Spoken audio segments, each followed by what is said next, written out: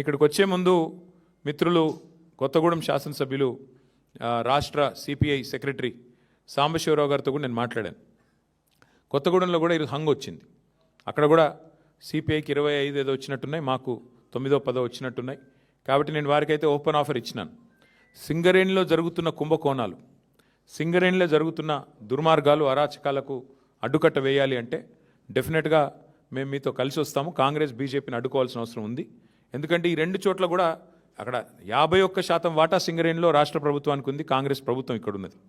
49% వాటా కేంద్ర ప్రభుత్వానికి ఉంది, బీజేపీకి అందులో భాగస్వామ్యం ఉంది. ఇన్ని అక్రమాలు జరుగుతున్నాయని చెప్పి మేము గొంతెత్తి ధర్నాలు చేసి క్షేత్రంలో ఘోషించి ప్రెస్ మీట్లు పెట్టి గవర్నర్ని కలిసి ఇంత హంగామా చేస్తే మరి ఇంతవరకు అటు కాంగ్రెస్ చప్పుడు చేయదు, ఇటు బీజేపీ చప్పుడు చేయదు. అందుకే మిత్రులు సిపిఐ రాష్ట్ర సెక్రటరీ మరి సాంబశివరావు గారికి నేను ఫోన్ చేసి చెప్పాను, మీరు కనుక తీసుకోవాలనుకుంటే కొత్తగూడెం కార్పొరేషన్ మీరు తీసుకోండి, మేము మద్దతు ఇస్తాం ఓపెన్గా అని చెప్పి కూడా వారికి చెప్పడం జరిగింది.